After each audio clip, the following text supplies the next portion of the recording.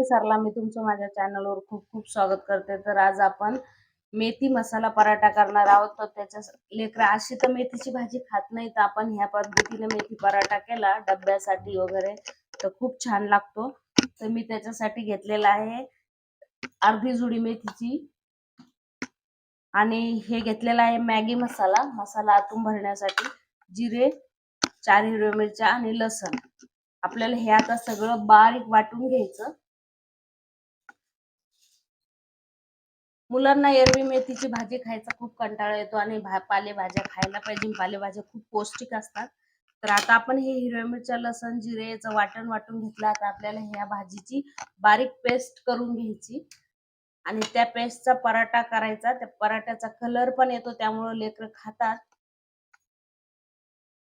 हे बघा, बघू शकता तुम्ही किती छान फाईन पेस्ट झाली याची। आणि अशीच पेस्ट करून घ्यायची, जेणेकरून काड्या कुड्या राहणार नाही आणि लेकरांना खाताना त्रास नाही होणार। अशी पेस्ट, फाईन पेस्ट केली तर भाजी पराठा पण छान लागतो। मेथी पराठा दोन पद्धतीने करतात, भाजी चिरून पण केला तरी छान लागतो, पण आपल्याला लहान मुलांसाठी खूप पौष्टिक असा पराठा आहे हा। मस्त वाटून घेतलेलं टाकायचं आणि गव्हाचं पीठ टाकायचं। साधारण 1 कप भरून गव्हाचं पीठ घेतलेलं आहे आणि आपण मीठ वाटणामध्येच घातलं होतं। तर आता आपल्या कणकेसारखं असं मिक्स करून घ्यायचं त्याला।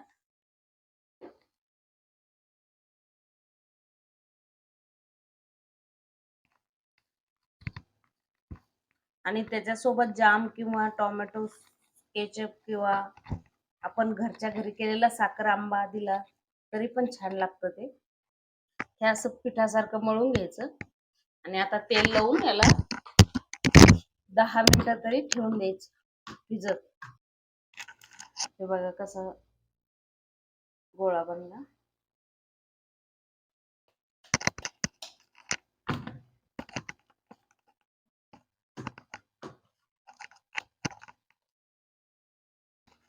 तर आता आपण हे पराठे बनवून घेऊ। थोडं पीठ लावायचं, हे असं पीठ लावून थोडं अगोदर असं करून घ्यायचं, पोळी लाटून घ्यायची।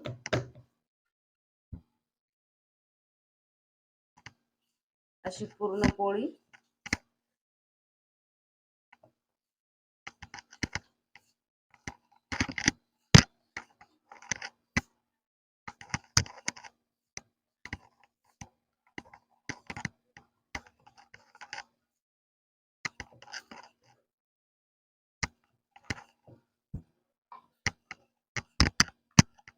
अशी पोळी लाटली की मग त्याच्यावर तेल घ्यायचं लावून। तेल, तूप, बटर काही पण लावू शकता तुम्ही। आणि हा जो मसाला बनवलेला आहे आपण, मॅगी, थोडं लाल मिरची पावडर आणि मीठ, तर हे याच्यावर असं भुरळून घ्यायचं। मुलांना मॅगी मसाला ऑलरेडीच आवडती मॅगी, आणि हा मसाला टाकल्यावर अजून आवडीने खातात मुलं हे पराठा।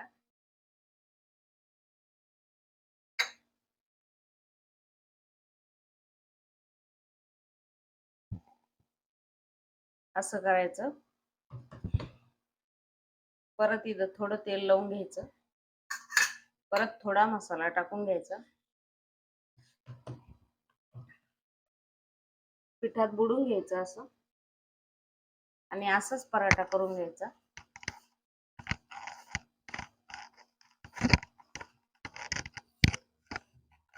छान लागतो आणि पौष्टिक पण आहे, मुलं खातात आवडीनं मॅगी मसाला टाकल्यामुळं।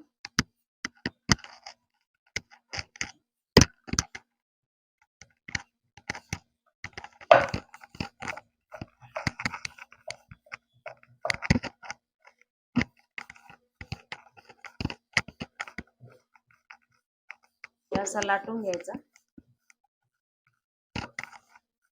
काठ वगैरे जास्त जाड पण नाही करायचं, जास्त पातळ पण नाही करायचं।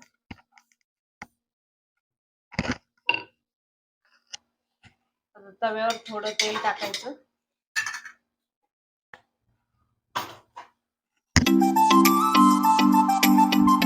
होतो पराठा मुलांना टिफिन साठी वगैरे सकाळी सकाळी।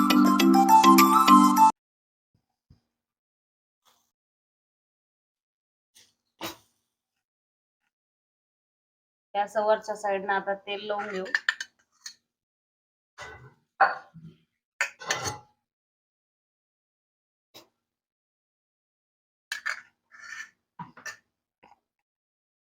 फोटो काढ. हे बघा किती छान झाला पराठा.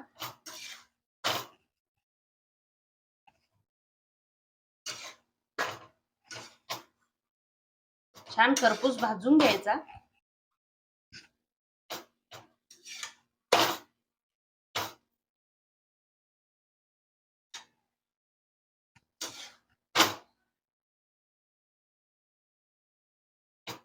आणि किती हे बघा किती हे झालेलं आहे त्याला.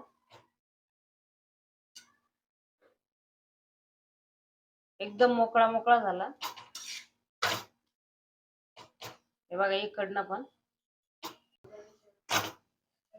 छान असं भाजून घ्यायचं. हे बघा किती मोकळा झालेला आहे.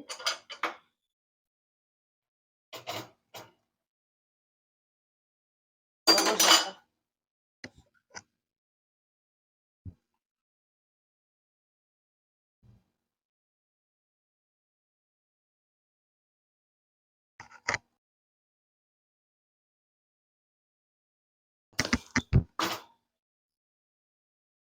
हे बघा पराठा किती छान आतून पण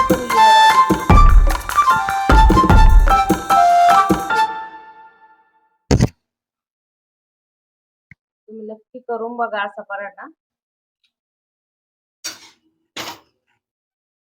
हे बघा अशा तऱ्हेने आपण सर्व पराठे करून घेतले. नक्की करून बघा.